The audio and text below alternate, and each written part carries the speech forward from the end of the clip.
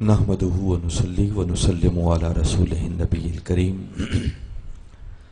اما بعد فاعوذ باللہ من الشیطان الرجیم بسم اللہ الرحمن الرحیم قال اللہ تبارک و تعالی فی القرآن المجید وَإِنَّكَ لَعَلَىٰ خُلُقٍ عَظِيمٍ صدق اللہ العظیم۔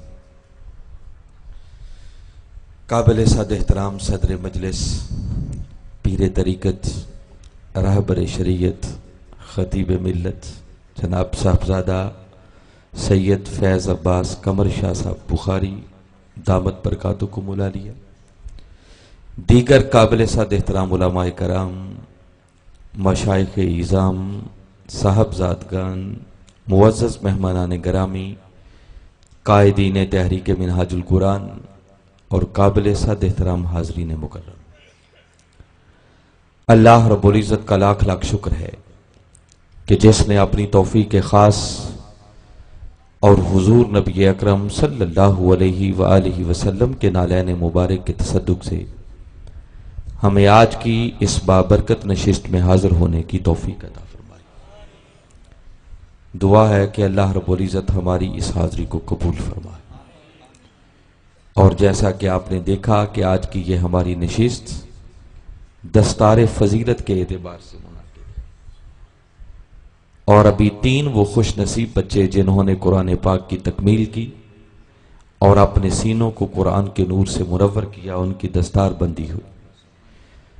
میں ان بچوں کو بھی مبارکباد پیش کرتا ہوں، ان کے والدین کو بھی، ان کے اساتذہ کو بھی، اور اس مدرسہ کی انتظامیہ کو بھی۔ اور میری خواہش یہ ہے کہ جن بچوں نے قرآن پاک حفظ کیا ہے، سچ بات ہے کہ آج کی اس محفل کے اصل دولے وہ ہیں، ان کو اگر باقاعدہ اسی طرح دستار سمیت اور ہار پہنا کر سٹیج پہ بٹھائیں تو یہ میرے دل کا سکون ہوگا۔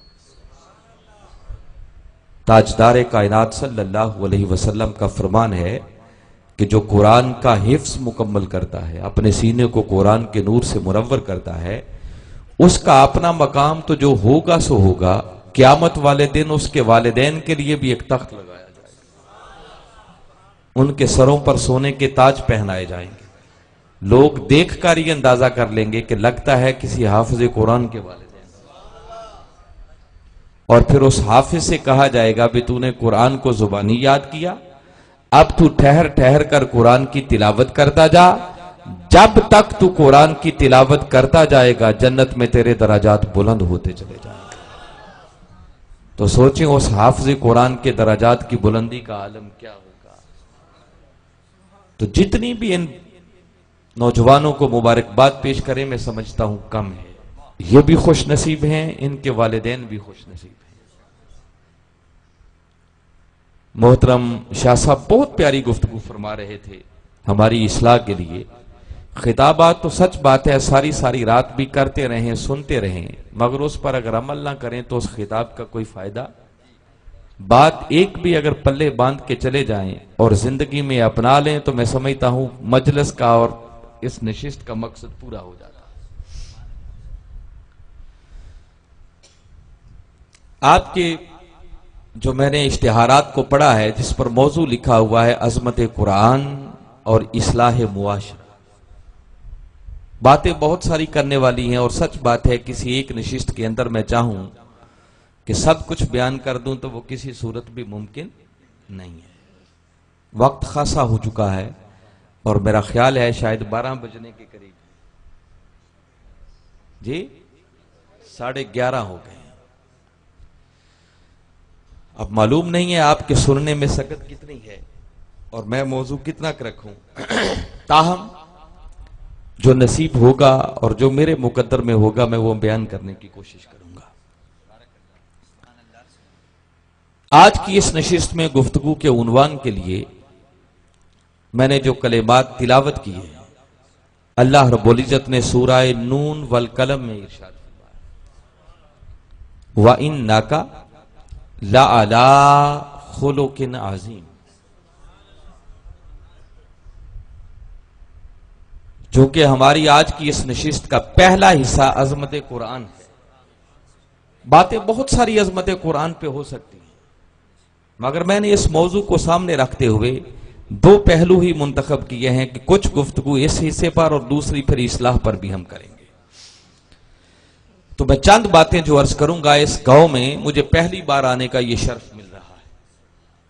ہو سکتا ہے میں آپ کے مزاج سے واقف نہ ہوں اور آپ میرے مزاج سے واقف نہ ہوں، مگر میں امید کرتا ہوں کہ اگر آپ توجہ سے، انہماک سے، غور سے سنیں گے تو میں اللہ اور اس کے رسول صلی اللہ علیہ وسلم کی مدد و نصرت پر بھروسہ کرتے ہوئے یہ عرض کر رہا ہوں کہ انشاءاللہ کچھ لے کر ہی جائیں گے، کچھ دے کر نہیں جائیں گے۔ آپ کی پوری یکسوئی اور توجہ چاہیے۔ باری تعالیٰ نے اس مقام پر ارشاد فرمایا وَإِنَّكَ لَعَلَىٰ خُلُقٍ عَظِيمٍ۔ باری تعالیٰ براہ راست اپنے محبوب مکرم صلی اللہ علیہ وسلم سے خطاب فرما رہے ہیں اور فرما رہے ہیں کہ اے میرے محبوب مکرم صلی اللہ علیہ وسلم، بے شک آپ خلق عظیم پر فائز ہیں۔ باری تعالیٰ ڈائریکٹ اپنے محبوب سے فرما رہے ہیں۔ بالعموم یہاں سے ایک معنی جو کیا جاتا ہے کہ آقا کے اخلاق کریمہ کو خلق عظیم فرمایا جا رہا ہے، بجا ہے۔ اور ایک لمحے کے لیے رک کر ذرا چشم تصور میں لائیں کہ میرے آقا کے اخلاق کی بلندی کا عالم کیا ہوگا کہ جس خلق کو وہ خدا ہو کر خلق عظیم فرما رہا ہے۔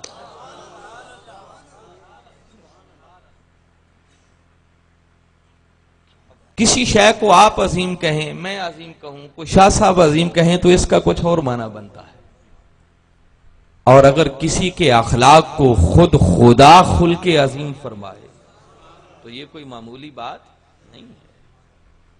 اور میں یہ ذمہ داری سے بات کہہ رہا ہوں کہ پورے قرآن پاک کا آپ مطالعہ کر لیں، ہر نبی کا اخلاق ایک سے بڑھ کر ہے، کسی نبی کا اخلاق بھی کم، ہمارے لیے ہر نبی کا اخلاق عظیم ہے۔ اور قرآن پاک میں جب وہ بیان ہوا تو یقیناً ہمارے عمل کرنے کے لیے بیان ہوا، مگر قرآن پاک کے اندر باری تعالیٰ نے کسی ایک نبی کے اخلاق کو بھی خلق عظیم نہیں فرمایا۔ یہ بات میں پوری ذمہ داری سے کہہ رہا ہوں کہ کسی نبی کے اخلاق کو بھی باری تعالیٰ نے خلق عظیم، بھائی اس کا کسی کو عظیم کہنا یہ کوئی معمولی بات نہیں ہے، وہ ہر کسی کو عظیم نہیں کہتا۔ واحد کوئی ہستی جس کے اخلاق کو اللہ رب العزت نے خلق عظیم فرمایا وہ ذات محمد مصطفیٰ صلی اللہ علیہ وسلم۔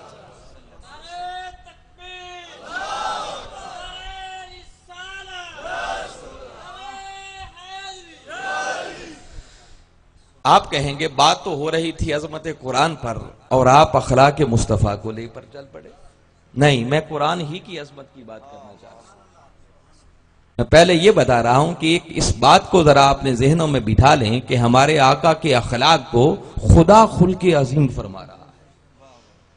اور کسی نے رنگ دیکھنا ہو تو قرآن کیا ہے؟ قرآن خود کلام خدا ہے۔ کیا ہے؟ کلام، اور خدا کا کلام ہونے کی وجہ سے یہ اللہ کی صفت ہے۔ کس کی صفت ہے؟ اگر اللہ کی صفات کا رنگ دیکھنا ہو کہ اللہ کی صفات کیا ہے تو یہ سارے کا سارا قرآن یہ خدا کی صفات ہے۔ کیا ہوتا؟ قرآن کی آیات اترتی اور باری تعالیٰ نے یہ فرمایا اور تاجدار کائنات صلی اللہ علیہ وسلم نے ہمیں پیغام دیا، فرمایا تخلقوا باخلاق اللہ، فرمایا لوگو خود کو اللہ کے رنگ میں رنگ لو۔ کیا کرو؟ اللہ کے رنگ میں رنگ لو۔ ہمیں یہ حکم دیا کہ خود کو اللہ کے رنگ میں رنگو، مگر جب اس کے اپنے محبوب کی باری آئی تو خدا نے اپنا رنگ خود مصطفیٰ پر چڑھا دیا۔ کیسے چڑھایا؟ یہ قرآن خود خدا کا رنگ ہے۔ قرآن کس کا رنگ ہے؟ اس خدا کی صفات ہیں، خدا کا رنگ ہے۔ قرآن اترتا بس خدا کا رنگ مصطفیٰ پر چڑھتا چلا جاتا۔ اور میں زیادہ ڈیٹیل اور تفصیل میں نہیں جا رہا، اسی اعتکاف میں وقت کے مجدد حضور شیخ الاسلام پروفیسر ڈاکٹر محمد طاہر القادری مدہ ذلہ العالی نے ایک جملہ فرمایا، اور 10 کی 10 نشستوں میں آپ کی گفتگو کا مرکز و محور یہی آیت تھی، وَإِنَّكَ لَعَلَىٰ خُلُقٍ عَظِيمٍ۔ تو میں اس میں سے ایک جملہ آپ تک پہنچا رہا ہوں، یہ جو میں عرض کر رہا ہوں نا کہ قرآن چونکہ اللہ کا رنگ ہے، اللہ کی صفات ہیں، قرآن اترتا آقا پر خود خدا کا رنگ چڑھتا چلا جاتا، ادھر قرآن کی تکمیل ہوئی، ادھر وجود مصطفیٰ کا تھا مگر صفات ساری خدا کی۔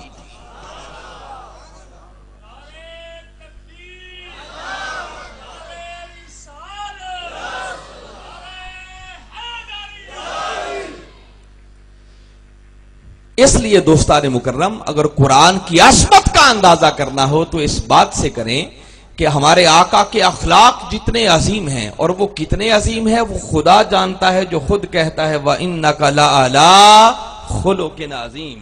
ان اخلاق کی عظمتوں کو کوئی عقل اپنے احاطے میں لا ہی نہیں سکتی۔ بھئی ایک لمحے کے لیے سوچے نا، کبھی کوئی اپنے سے چھوٹے کو بھی عظیم کہتا ہے؟ کہتا ہے اپنے سے چھوٹے کو عظیم؟ عظیم انسان اسے مانتا ہے جہاں تک اس کی اپنی رسائی نہ ہو، اپنی پہنچ نہ ہو۔ کوئی بہت بڑا سامنے ہو تو اسے عظیم کہا جاتا ہے، کوئی اپنے سے چھوٹے کو عظیم نہیں کہتا۔ اور اگر خدا کسی کے اخلاق کو خلق عظیم فرمائے تو اب خدا سے بڑا تو ہو کوئی نہیں سکتا، یہ تو پاسبل نہیں ہے۔ مگر باری تعالیٰ یہ جملہ فرما کر ہمیں سمجھانا چاہتے ہیں کہ لوگوں، میرے محبوب کے اخلاق کی بلندیوں کو، عظمت کو جاننا چاہو تو سن لو، تمہاری عقلیں اس قابل ہی نہیں ہے کہ ان عظمتوں کو اپنے احاطے میں لا۔ اس خلق کی عظمت کا عالم کون اندازہ کر سکتا ہے جس خلق کو وہ خدا خلق عظیم۔ اور محترم شاہ صاحب جلوہ افروز ہیں، ان کی موجودگی میں ایک بات اور کہنا چاہ رہا۔ یاد رکھیں یہ میرے آقا کی ایک الگ عظمت ہے کہ اللہ رب العزت نے ہمارے آقا کے اخلاق کو خلق عظیم فرمایا، اور یہ ایسی عظمت اور شان ہے کہ جس شان کا بھی کوئی اور مقابلہ نہیں کر سکتا۔ مگر جو اگلی بات آپ کو بتانا چاہ رہا ہوں وہ بڑی توجہ طلب ایمان افروز بات ہے۔ ہمارے آقا کی اس آیت کریمہ کے اندر عظمت صرف یہ بیان نہیں کہ باری تعالیٰ نے ہمارے آقا کے اخلاق کو خلق عظیم فرمایا، فقط یہاں تک عظمت بیان نہیں ہوئی، ہم تو یہیں پر رک جاتے ہیں، عظمت اس سے بھی آگے ہے۔ آیت کریمہ کے کلمات یہ ہیں جو باری تعالیٰ فرما رہے ہیں، فرمایا وَإِنَّكَ لَعَلَىٰ خُلُقٍ عَظِيمٍ۔ یہ جو ہے نا اعلیٰ کا لفظ، یہ پر کے لیے، اوپر کے لیے استعمال ہوتا ہے، جس کا معنی یہ بنتا ہے کہ باری تعالیٰ فرما رہے ہیں پیارے، خلق عظیم بھی نیچے ہے، تیری ذات کو ہم نے اسے بھی اونچا بنا کر بھیجا۔ قربان جائیں آقا کی اس عظمت اور شان پر۔ کبھی اس آیت کریمہ کے ان کلمات کی ڈیپتھ اور گہرائی میں اتر کر غور کریں جو باری تعالیٰ نے کلمات فرمایا اِنَّكَ لَعَلَىٰ خُلُقٍ عَظِيمٍ، فرمایا پیارے خلق عظیم بھی نیچے ہے، تیری ذات کو تو ہم نے اسے بھی اونچا بنا کر بھیجا۔ آپ نے یہ جملہ سن کر سبحان اللہ تو کہہ دیا، مگر ممکن ہے بہت سے ذہن سوچ رہے ہوں کہ علامہ صاحب آپ کے اس جملے کا معنی کیا بنا کہ خلق عظیم بھی نیچے ہیں اور پیارے تیری ذات کو ہم نے اسے بھی اونچا بنا کر بھیجا ہے، تو معنی کیا بنا اس کا، مفہوم کیا ہوا؟ وہ مفہوم بتانا چاہ رہا۔ دیکھیے اخلاق کی دو قسمیں، کچھ اخلاق وہ ہیں جنہیں کہتے ہیں اچھے اخلاق، اور کچھ اخلاق وہ ہیں جنہیں کہتے ہیں برے اخلاق۔ مثلا سچ بولنا، والدین کا ادب کرنا، دوسروں کی خدمت کرنا، غریبوں کی مدد کرنا، ایسے جتنے اخلاق آتے چلے جائیں گے ان کو ہم کہیں گے اچھے اخلاق۔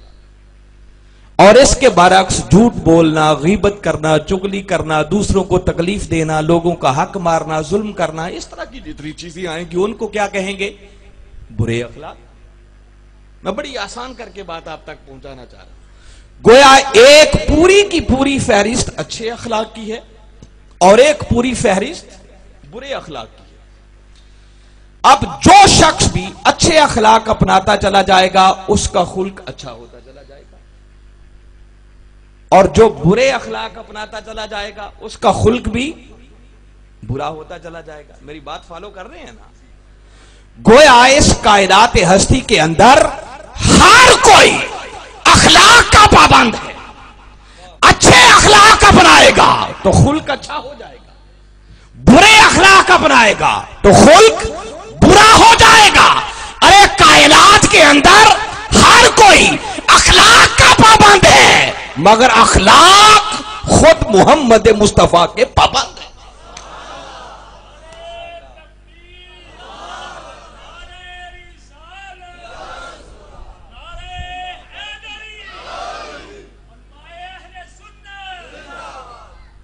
یہ اچھے اخلاق یہ اچھے بنے کیسے؟ بھائی برے اخلاق وہ برے بنے کیسے؟ ان کے لیے بھی تو کوئی پیمانہ اور معیار ہوگا نا۔ ان کو اچھا اور برا کس نے بنایا؟ ارے کائنات کے اندر ہر کوئی اخلاق کا پابند ہے، جیسے اخلاق اپنائے گا ویسے خلق ہوتا چلا جائے گا، مگر سارے اخلاق ہاتھ باندھ کر دہلیز مصطفیٰ پر کھڑے ہوتے ہیں، آقا ہمیں لے لے، ہمیں لے لے، ہمیں لے لے۔ میرے مصطفیٰ جسے لے لے وہی اچھا ہو جاتا ہے، جسے رد فرما دے وہی برا ہو جاتا ہے۔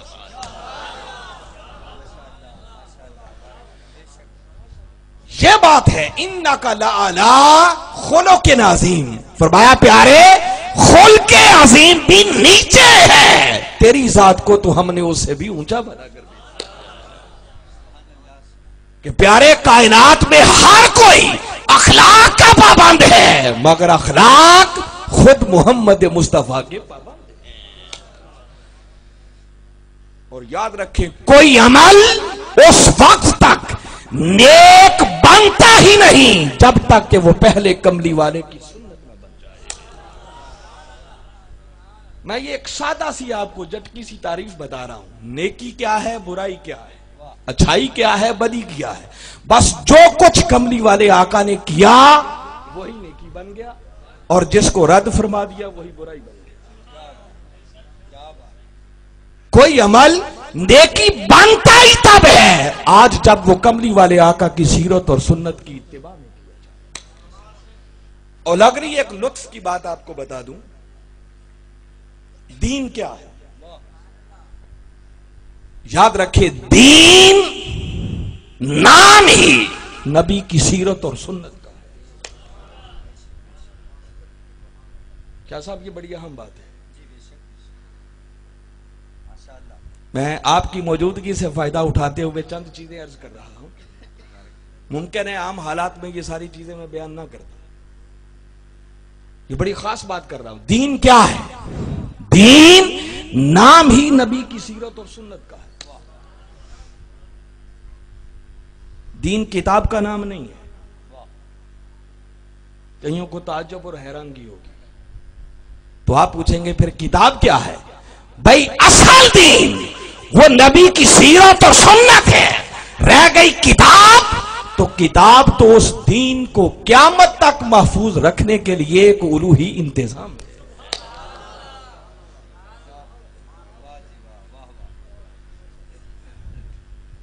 آپ کہیں گے اس بات کی بھی سمجھ نہیں آئی کیا ہے، تو میں ایسی بات کروں گا نہیں جو آپ کو سمجھ نہیں آئے، میں کوشش کروں گا کہ عام بندے کو بھی سمجھ آئے، بشرطے کہ وہ تھوڑی سی توجہ رکھے۔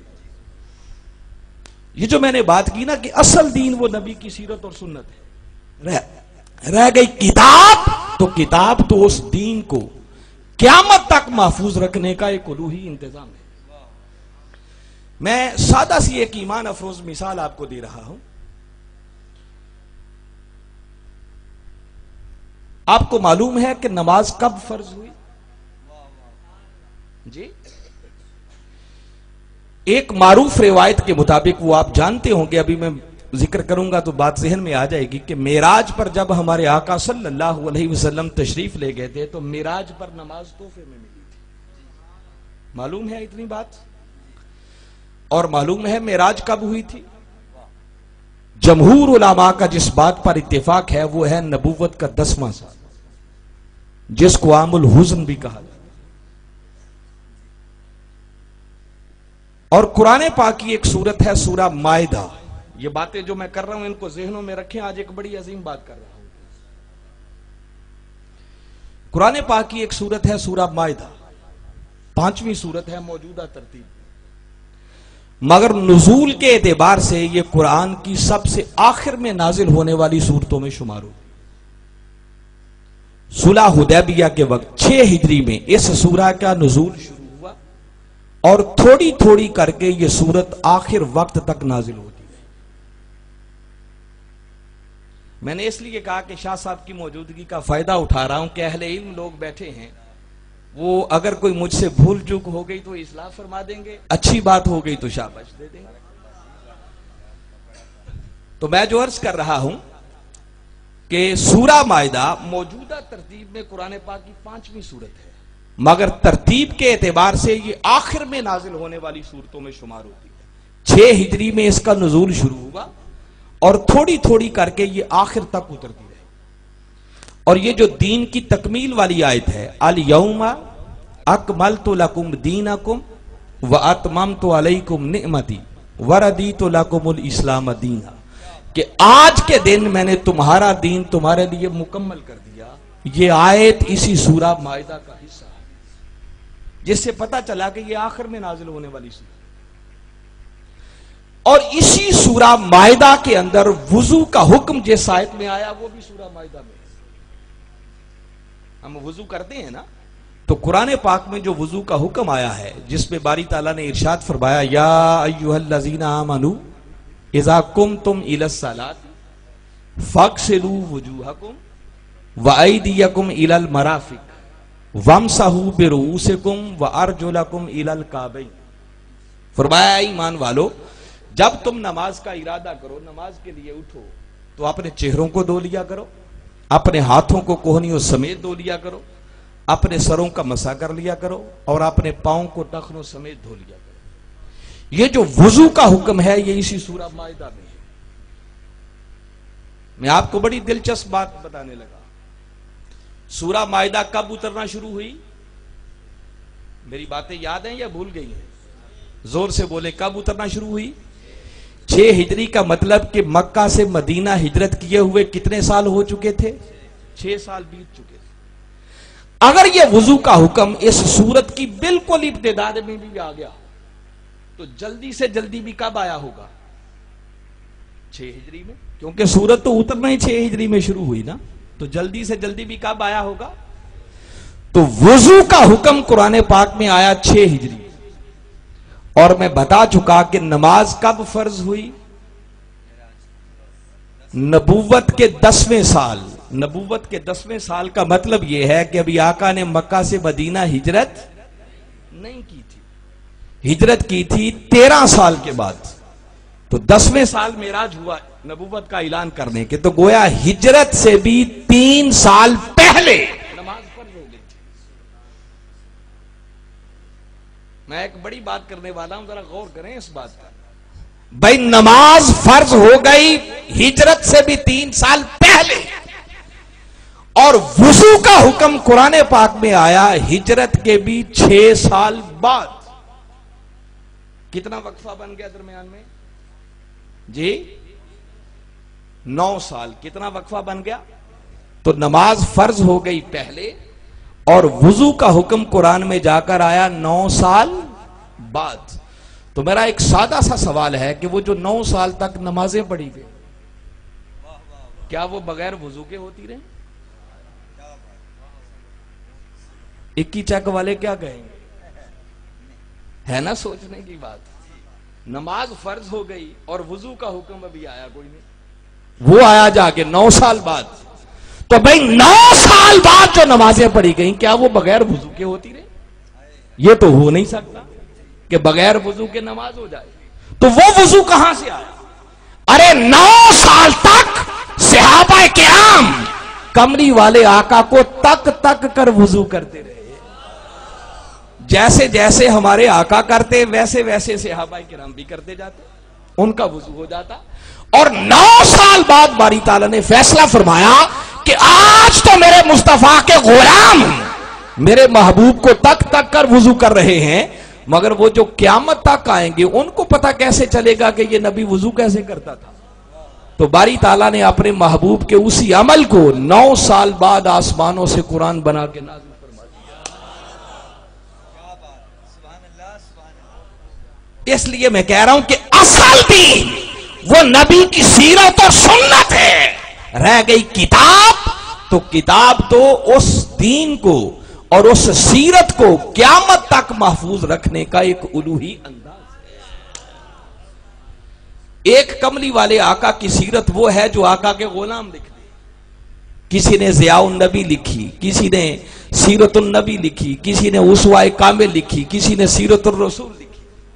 اور ایک ہمارے کملی والے آقا کی سیرت وہ ہے جو قرآن کی شکل میں خود خدا نے لکھی.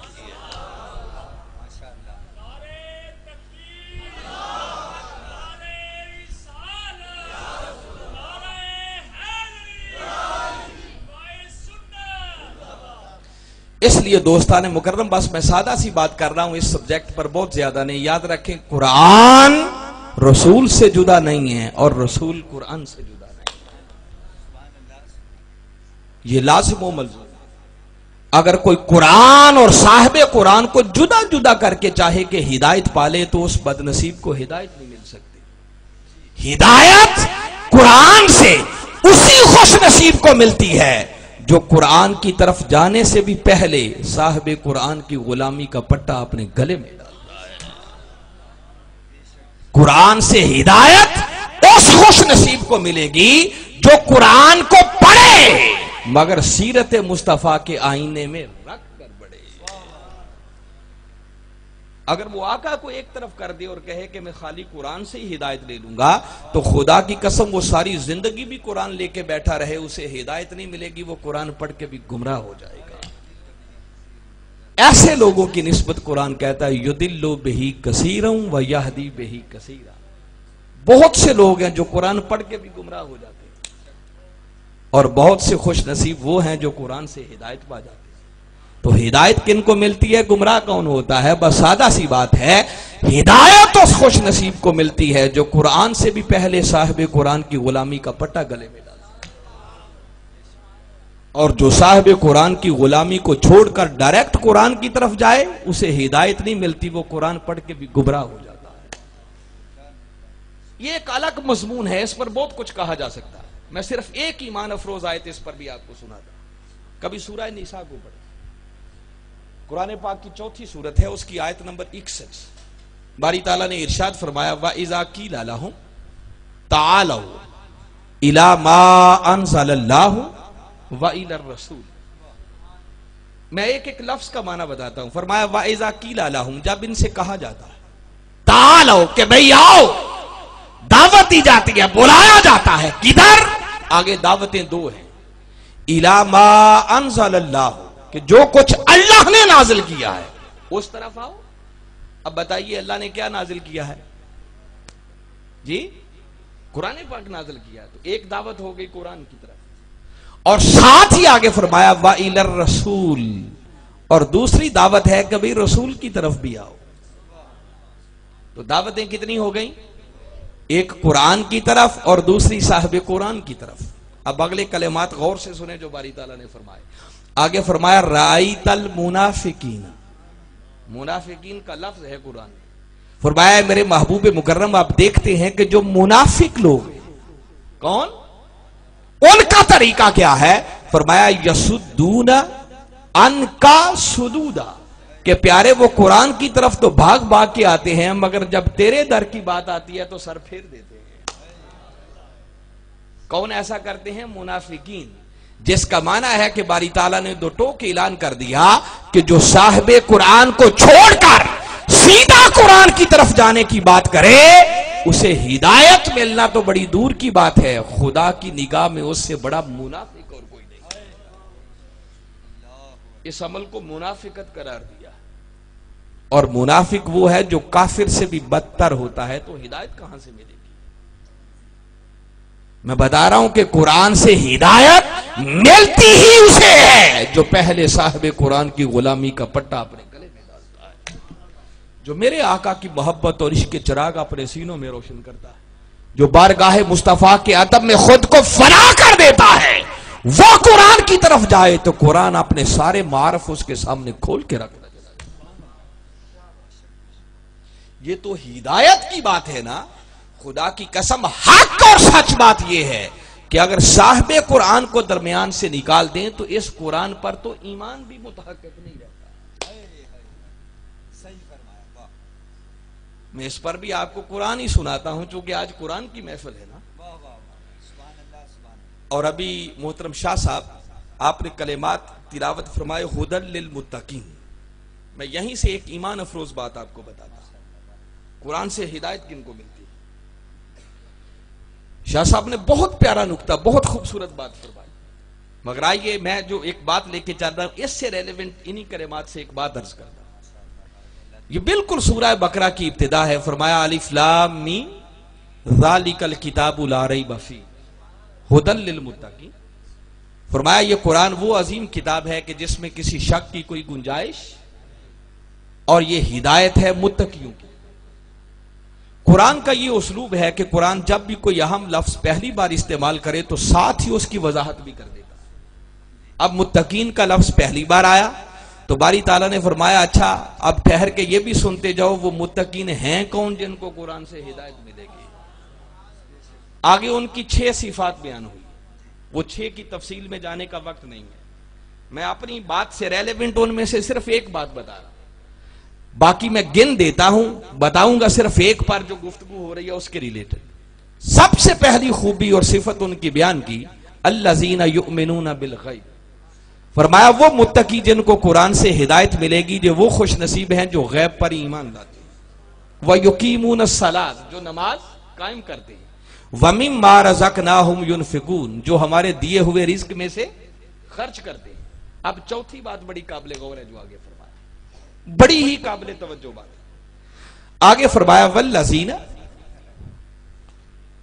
يُؤْمِنُونَ بِمَا أُنزِلَ إِلَيْكَ، اور فرمایا پیارے یہ متقی جن کو قرآن سے ہدایت ملے گی یہ کون ہیں؟ وَالَّذِينَ اور یہ وہ لوگ ہیں یؤمنون جو ایمان لاتے ہیں، کس پر؟ بِمَا أُنزِلَ إِلَيْكَ، اے میرے محبوب مکرم اس پر جو ہم نے آپ کی طرف نازل کیا ہے۔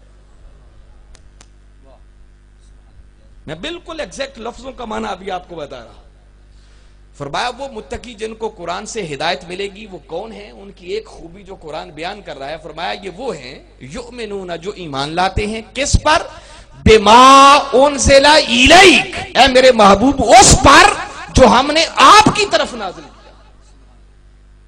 21 چک والوں ذرا سوچ کے غور سے بتاؤ ہمارے آقا کی طرف کیا نازل ہوا ہے؟ قرآن ہی نازل ہوا ہے نا، تو کس بات پر ایمان لانے کی بات ہو رہی ہے؟ قرآن پر ایمان لانے کی بات ہے نا۔ تو میرا سادہ سا سوال ہے کہ اگر قرآن پر ہی ایمان لانا مقصود تھا تو باری تعالیٰ سیدھا قرآن کا لفظ لکھ دیتے، یوں کہا جاتا والذین یؤمنون بالقرآن، بھئی ہدایت ان کو ملے گی جو قرآن پر ایمان لاتے ہیں۔ باری تعالیٰ نے بات بھی وہی کی مگر قرآن کا لفظ نہیں لکھا، بلکہ فرمایا قرآن پر نہیں پیارے جو اس پر ایمان لائیں جو ہم نے آپ کی طرف نازل کیا۔ میری بات پلے پڑ رہی ہے کوئی؟ بما انزل الیک، باری تعالیٰ تو ایک قرآن کا لفظ لکھتا، لفظ بھی ایک لکھنا پڑتا، بات بھی لوہے کی طرح دو ٹوک پکی ہو جاتی، کوئی شک کی گنجائش نہ رہتی، تو سیدھا قرآن کا لفظ کیوں نہیں لکھتا؟ بات گما پھرا کے اتنی لمبی کیوں کر رہا ہے؟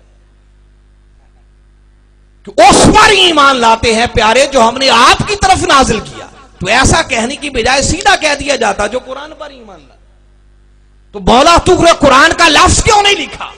جواب ملا کہ لوگوں اگر خالی قرآن کا لفظ لکھتا تو لوگ خالی قرآن پر ایمان لاتے، مگر ہمیں خالی قرآن پر ایمان نہیں چاہیے، قرآن کا ماننا، یہ ماننا تب بنتا ہے جب قرآن کا ماننا پہلے مصطفیٰ کے ماننے کے اندر سے ہو کر آئے۔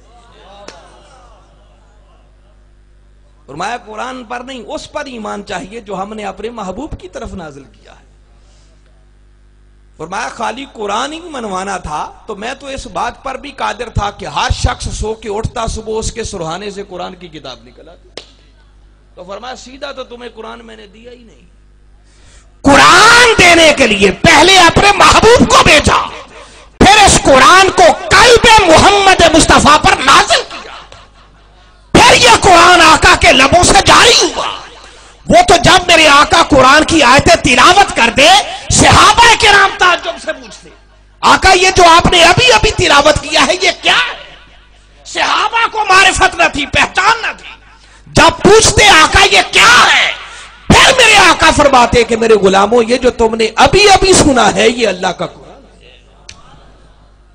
تو قرآن کی تو معرفت بھی ہوئی تو وہ بھی زبان مصطفیٰ سے ہوئی، قول مصطفیٰ سے ہوئی۔ فرمایا تمہارا اپنا قرآن سے تعلق کیا بچتا ہے؟ تو قرآن تو ملا بھی آقا کے واسطے اور وسیلے سے، تو فرمایا قرآن کا ماننا تب بنتا ہے جب قرآن کو مانا جائے مگر مصطفیٰ کے واسطے سے مانا جائے۔ تو جب ایمان بھی اس ہستی کے بغیر مکمل نہیں ہوتا تو ہدایت ان کے بغیر کیسے مل سکتی؟ اور یہ ایک مقام کی بات نہیں بتا رہا، 20 مقامات مل جائیں گے۔ میں ایک آیت آپ کو اور ایسے چلتے چلتے سنا دیتا۔ سورہ محمد صلی اللہ علیہ وسلم، قرآن پاک کا 47واں سورہ، اس کی دوسری آیت کو پڑھیں۔ فرمایا والذین آمنوا وعملوا الصالحات، وہ لوگ جو ایمان لائے اور جنہوں نے نیک اعمال کیے، اور آگے فرمایا وآمنوا بما نزل علی محمد صلی اللہ علیہ وسلم، اور اس پر ایمان لائے جو ہم نے محمد مصطفیٰ پر نازل کیا ہے۔ تو قرآن کو آقا کے ساتھ جوڑ کے بیان کیا جا رہا ہے۔ یہ میں بات کہہ رہا ہوں کہ قرآن آقا سے جدا نہیں ہے اور ہمارے آقا قرآن سے جدا نہیں ہے، یہ لازم و ملزوم ہے۔ اگر کوئی بدبخت یہ چاہے کہ بھئی صاحب قرآن کو ایک طرف کر دو، ہم سیدھا ہی قرآن سے ہدایت لے لیں گے، اس بیچارے کو ہدایت نہیں ملے گی، وہ ساری زندگی بھی قرآن پڑھ کے گمراہ کا گمراہ ہی رہ جائے گا، ہدایت نہیں مل سکتی۔ قرآن سے ہدایت ملتی تب ہے جب قرآن کو پڑھا جائے مگر سیرت مصطفیٰ کے آئینے میں رکھ کر پڑھا جائے۔ اس لیے آقا نے فرمایا تھا کہ تمہارے اندر دو بھاری چیزیں چھوڑ کے جا رہا، ما ان تمسکتم بہما لن تضلوا بعدی، جب تک دونوں کا دامن تھامے رہو گے تم کبھی گمراہ نہیں ہو سکتے۔ آقا وہ دو چیزیں کیا ہیں؟ فرمایا ایک اللہ کی کتاب قرآن ہے اور دوسری مجھ مصطفیٰ کی سنت ہے۔ فرمایا ہدایت تب ملے گی جب ایک ہاتھ میں دامن قرآن ہوگا اور دوسرے ہاتھ میں دامن سیرت محمد مصطفیٰ۔ جب یہ دونوں نسبتیں مضبوط ہو جائیں گی تو سمجھو پھر قرآن ہمارے لیے سراپا ہدایت بن جائے گا، ورنہ قرآن کا اپنا بیان ہے یضل بہ کثیرا، کتنے کثیر لوگ ہیں جو قرآن پڑھ کے بھی گمراہ ہو جاتے ہیں۔ تو خیر میں نے بات یہاں سے شروع کی، لمبی ہو گئی، اتنی تفصیل میں ادھر نہیں جانا چاہ رہا تھا۔ آپ تھک تو نہیں گئے؟ میں آگے بات کروں کیونکہ ابھی اصلاح کی طرف تو میں آئی نہیں۔ جی اچھا،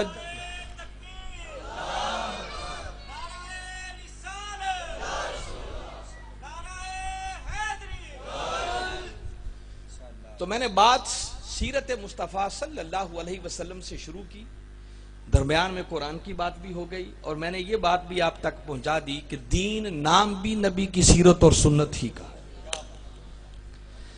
اب آئیے سنیے اگلی بات۔ اللہ رب العزت نے یہ دین عطا ہی اس لیے کیا کہ ہم اس پر عمل کریں تو ہم کامیابی پا جائیں۔ بدقسمتی یہ ہے کہ دین پر عمل کرنا تو بڑی دور کی بات ہے، آج دین کا تصور بھی ہمارے ذہنوں میں دھندلاتا چلا جا رہا ہے۔ میں بڑی خاص باتیں میں پھر بتا رہا ہوں، میں روٹین کی باتیں نہیں کر رہا ہوں، یہ شاہ صاحب کی کوئی کرامت ہے، ان کا فیض ہے، ورنہ سچی بات ہے ہر مجمع میں ایسی باتیں نہیں ہوتی، یہ بعض لوگوں کا ایک برکت ہوتی ہے کہ ان کے بیٹھنے کی وجہ سے باری تعالیٰ کئی گوشے کھولتا چلا جاتا۔ آپ لوگوں نے اصلاح معاشرہ کی بات کی ہے، میں پھر کہہ رہا ہوں کہ میں جو باتیں عرض کر رہا ہوں انشاءاللہ اگر آپ نے توجہ سے سنی تو یقیناً ہم سب کے حالات پر اللہ کا کرم ہوگا. اور سناؤں گا قرآن ہی کی روشنی میں، کوئی قصہ کہانی نہیں سناؤں گا آپ کو. تو میں عرض یہ کر رہا تھا کہ آج اس دین کا تصور بھی دھندلاتا چلا جا رہا. وہ دین کیا ہے؟ باری تعالیٰ نے خود قرآن پاک میں اس دین کا نام بھی متعین کر دیا. فرمایا ان الدین عند اللہ الاسلام، کہ بے شک اللہ کے نزدیک دین فقط اسلام ہی ہے. وہ دین کیا ہے؟ اسلام ہے. اب سوال پیدا ہوا کہ وہ اسلام کیا ہے؟ میرے آقا صلی اللہ علیہ وسلم نے ارشاد فرمایا بنی الاسلام علی خمس، فرمایا اسلام کی بنیاد 5 چیزوں پر ہے. بولیے کتنی چیزوں پر ہے؟ جس میں سب سے پہلے نمبر پر فرمایا توحید اور رسالت کی گواہی دینا. اسی کو دوسرے لفظوں میں ایمان کہتے ہیں. اور یہ چیز ہمیں وراثت میں مفت میں مل گئی کہ مسلمانوں کے گھر پیدا ہوئے، ہمیں ایمان کی دولت مل گئی. اس پر جتنا بھی اللہ اور اس کے رسول صلی اللہ علیہ وسلم کا شکر ادا کرے میں سمجھتا ہوں کم ہے. اس کے بعد وہ چیزیں جن کو میرے آقا صلی اللہ علیہ وسلم نے دین کی، اسلام کی بنیادیں قرار دیا، وہ 4 چیزیں ہیں. سب سے پہلے نمبر پر نماز کا قائم کرنا، پھر زکوٰۃ کا ادا کرنا، رمضان کے روزے رکھنا، اور اگر اللہ نے استطاعت دی ہے تو بیت اللہ کا حج کرنا. اور جو میں نے کہا نا کہ آج دین کا تصور دھندلاتا چلا جا رہا ہے، وہ بات میں نے اس لیے کی کہ بدقسمتی یہ ہے کہ ہمارا تعلق ان دین کی بنیادوں سے بھی کتنا رہ گیا ہے وہ آپ اور میں بہتر جانتے ہیں. ہر کوئی اپنے اپنے حال سے واقف ہے. اللہ ماشاءاللہ جن پر اللہ کا کرم ہے وہ ہیں، مگر اکثر و بیشتر اگر امت کے حال کا جائزہ لیا جائے تو صورتحال بڑی پتلی ہو چکی ہے. اگر میں انالیسس کروں تو شاید امت کا 2% حصہ بھی ایسا نہیں ملے گا جو باقاعدگی کے ساتھ 5 وقت کی نماز پڑھتا ہو. اتنا کمزور تعلق دین کے ساتھ ہمارا ہو گیا. زکوٰۃ کتنے لوگ دیتے ہیں وہ مجھ سے بہتر جانتے ہیں. شاید سب سے کمزور ترین رکن جس کی طرف توجہ ہی نہیں ہے ہماری وہ یہی زکوٰۃ ہے. روزے کتنے ہم رکھتے ہیں؟ ہٹے کٹے نوجوان ہوتے ہیں، کوئی شرعی عذر نہیں ہوتا مگر روزہ نہیں رکھتے. کتنے ہیں جن کو اللہ نے استطاعت دی ہے اور ذوق و شوق کے ساتھ حج کے لیے جاتے ہیں؟ وہ آپ بہتر جانتے ہیں. مگر میں صرف ان کی تفصیلات میں نہیں، آپ کو ایک بڑی اونچی بات تک آج لے کے جا رہا ہوں کہ اگر آپ لوگوں نے یہ محفل سجائی تو میں بھی اتنا لمبا سفر طے کر کے آیا ہوں، اور صبح لمبا سفر کر کے میں نے پنڈی پہنچنا ہے. میری ڈیوٹی ہوتی وہاں ہے. یہ تو بس ہمارے محترم شہباز صاحب ان کا حکم تھا کہ آنا ہے، میں نے وعدہ کر چکا تھا تو ہر صورت مجھے پہنچنا پڑا. تو میں چاہتا ہوں اگر میں اتنا لمبا سفر کر کے آیا ہوں تو کوئی بات تو پوری ہونی چاہیے. تو میں عرض یہ کر رہا تھا کہ ایک تو ہمارا تعلق کتنا کمزور ہو گیا ان بنیادوں کے ساتھ، مگر تصور اس حد تک دھندلا گیا ہے جو اگلی بدنصیبی ہے کہ ہم نے کل دین انہی 4 چیزوں کو اور ساتھ ایمان ملا لیں تو 5 چیزوں کو سمجھ رکھا ہے. ہم سمجھتے ہیں دین بس یہی ہے، اس کے علاوہ جو کچھ ہے وہ دین نہیں، ہم اس کو دنیا سمجھتے ہیں. اس قدر یہ تصور دھندلا گیا ہے. ہم نے دین کو انہی 4 چیزوں کے اندر لا کے بند کر دیا. اور سن لے میں بڑی خاص جملہ کہہ رہا ہوں، یہ 4 چیزیں کلمہ پڑھ لینے کے بعد ہمارے بزرگوں کو نیند آ رہی ہے، اور اگر آپ سو گئے تو میرے سامنے بیٹھے ہیں، اس کا کچھ اثر تو مجھ پر بھی ہوگا.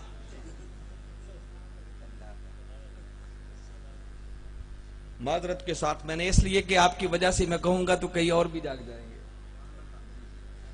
تو میں چاہتا ہوں کہ جاگ کے سنیں، پھر سننا ہے تو میں بڑی اہم بات یہ جملہ کہنے والا ہوں کہ کلمہ پڑھ لینے کے بعد یہ 4 چیزیں نماز، زکوٰۃ، روزہ اور حج اگر کوئی کما حق ہو بھی ان کا حق ادا کرنے والا بن جائے تو یاد رکھیں وہ دین جو ہمارے آقا صلی اللہ علیہ وسلم لے کر آئے، یہ 4 چیزیں تو مل کر بھی شاید اس دین کا 10% حصہ بھی نہیں بنتا ہے.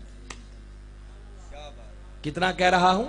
چند بیٹھ جاؤ شاباش، بیٹھ جاؤ، جلدی سے بیٹھ جاؤ بھی، کوئی شخص بھی پیسے دینے کے لیے آپ سٹیج پہ مت آئے ہیں. میں اس لیے روک رہا ہوں کہ توجہ بٹتی ہے، یکسوئی رہنی چاہیے. ایک بندہ اٹھے اور سارے مجمع کو پھلانگ کر آئے تو وہ مزہ نہیں ہے. اگر میری حوصلہ افزائی چاہتے ہیں تو پیسوں سے نہیں، میری بات کو دھیان سے سنیں، غور سے سنیں میں کیا کہہ رہا. تو میں بتا رہا ہوں کہ اگر کوئی کما حق کو بھی ان چیزوں کا حق ادا کرنے والا بنے تو ایک محتاط بات میں کہہ رہا ہوں، شاید یہ تو اس دین کا جو ہمارے آقا صلی اللہ علیہ وسلم لے کر آئے تھے، یہ تو اس دین کا 10% حصہ بھی نہیں بنتا. 90% دین تو وہ ہے جو ہماری نظروں سے اوجل ہوتا چلا جا رہا. اور اوجل تو ایک طرف، اسے ہم آج دین سمجھنے کے لیے تیار بھی نہیں ہیں. میں ایک طالب علم ہونے کے ناطے اصلاح کے حوالے سے یہ چند باتیں کر رہا ہوں. اگر کوئی ایک بھی میری باتیں سن کے سمر گیا تو میں سمجھوں گا میرے آنے کا مقصد پورا ہو گیا.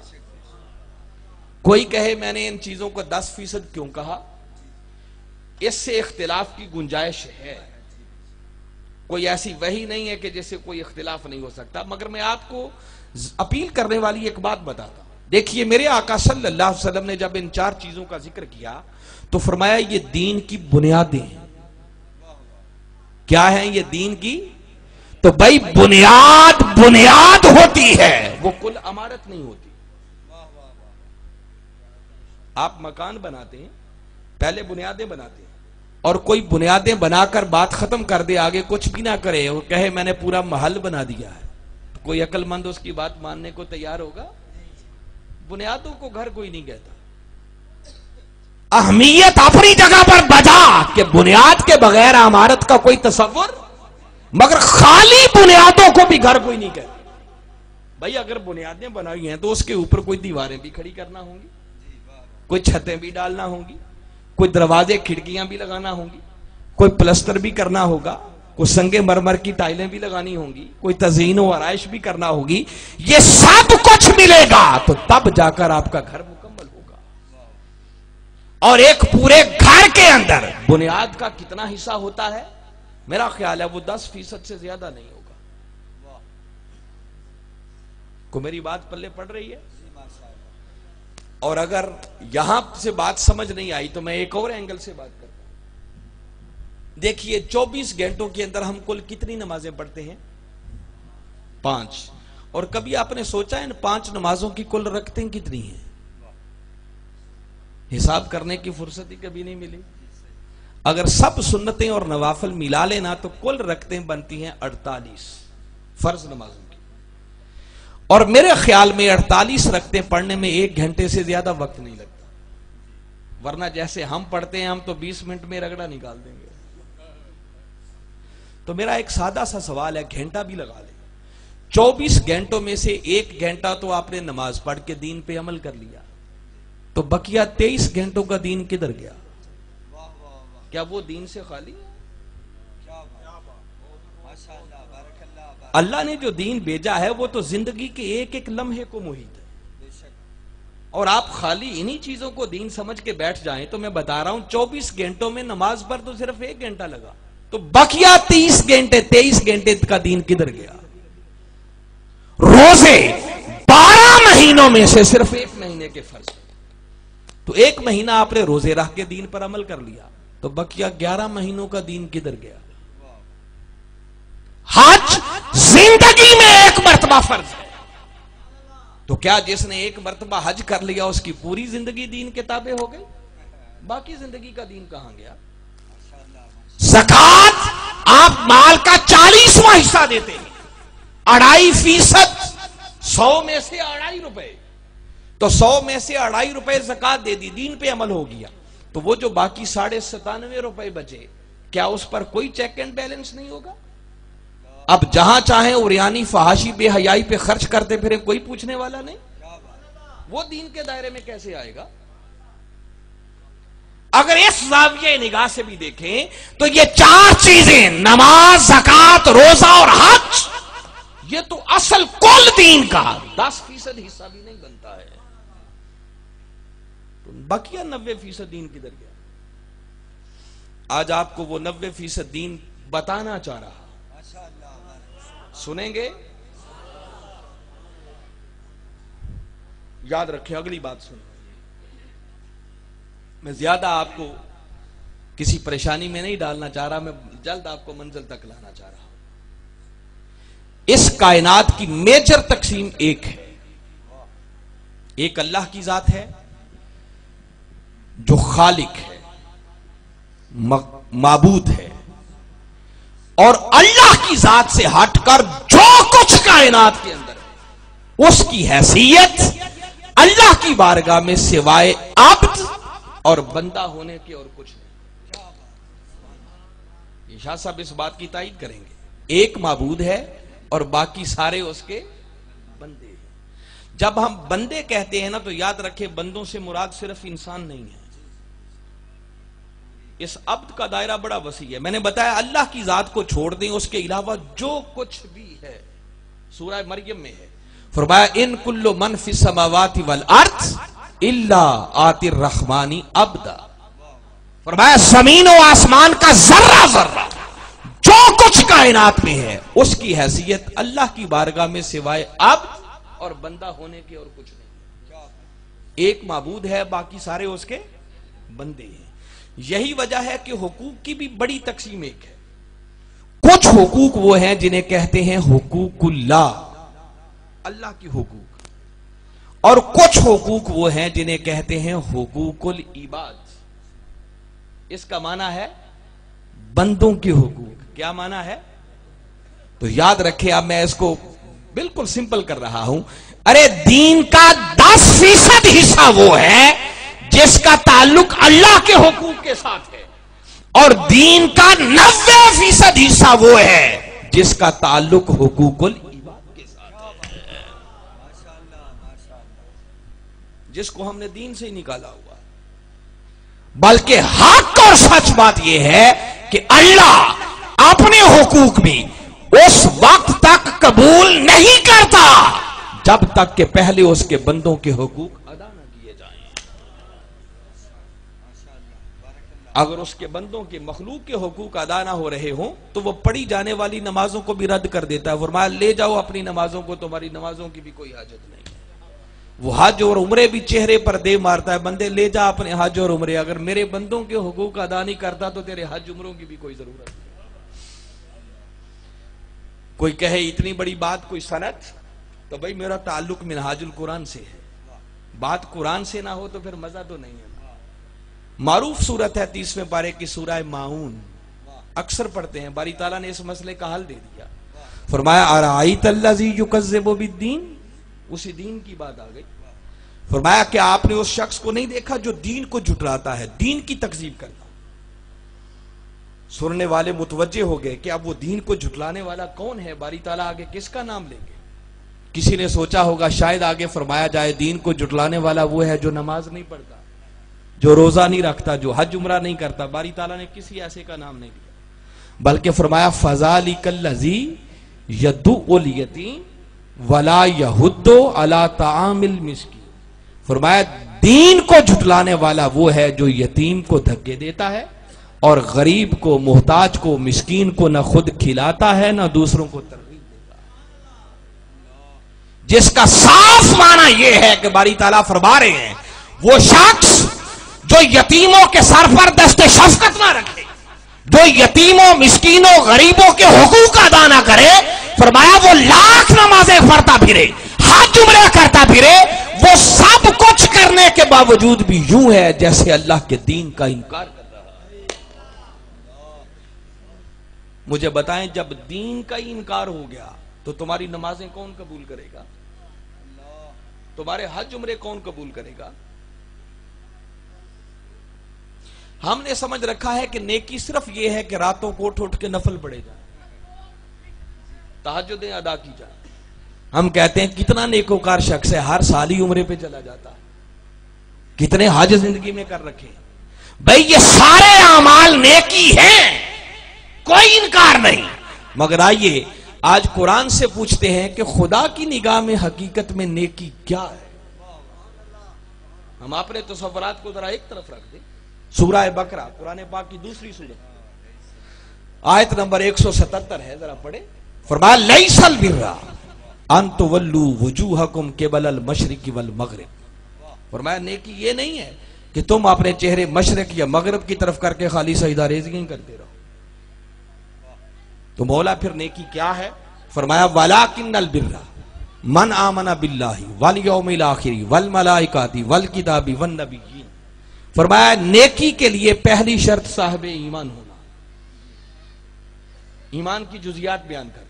جب کلمہ پڑھ کے دائرہ ایمان میں آگے فرمایا سننا چاہتے ہو نیکی کیا ہے تو اگلے کلمات سنیں جو قرآن نے آگے وارد کیے. فرمایا جب کلمہ پڑھ کے دائرہ ایمان میں آ گئے تو نیکی کیا ہے؟ وَآتَ الْمَالَ عَلَىٰ حُبِّهِ ذَوِي الْقُرْبَىٰ وَالْيَتَامَىٰ وَالْمَسَاكِينِ وَابْنَ السَّبِيلِ. فرمایا نیکی یہ ہے کہ پھر کوئی اپنا مال اس مولا کی محبت کی خاطر اس کی غریب مخلوق پر خرچ کرے.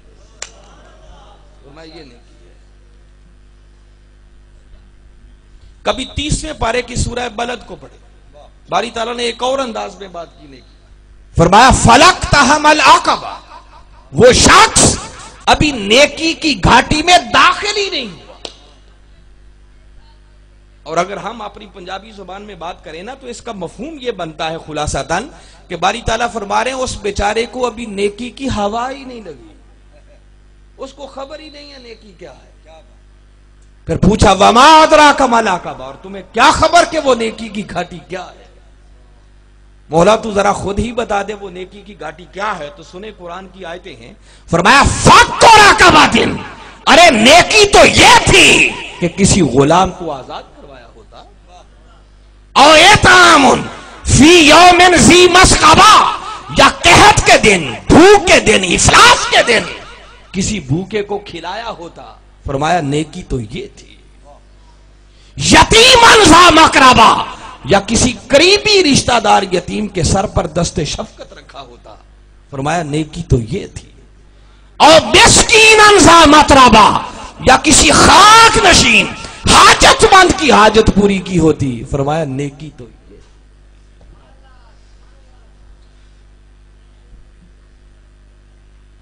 میں زبردستی تو نہیں کر رہا آپ کے ساتھ, مجھے پریشانی ہو رہی ہے کہ کہیں ایسا نہ ہو کہ اندر سے بد دعائیں دے رہے ہوں کہ کہاں ہاتھیں جڑ گئے ہیں. ہوتا ہے نا کئی لوگوں کا سامان ہوتا ہے, کوئی ساؤنڈ والا پھنسا بیٹھا ہوگا, کوئی لائٹ والا بیٹھا ہوگا, کسی نے دریاں اکٹھی کرنی ہوگی, کسی نے صفیں سمیٹنی ہوگی. ایسا چکر تو نہیں ہے, کوئی سننے کے لیے بیٹھے ہیں نا. تو میں نے ایک وعدہ کیا کہ آپ کو کس سے کہانیاں نہیں سناؤں گا.